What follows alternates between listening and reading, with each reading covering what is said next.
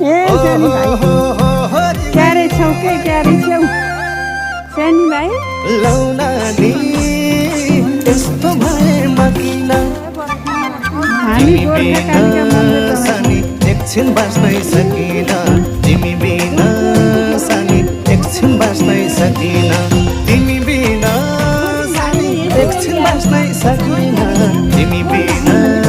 सानी एकछिन बाँच्नै सकिन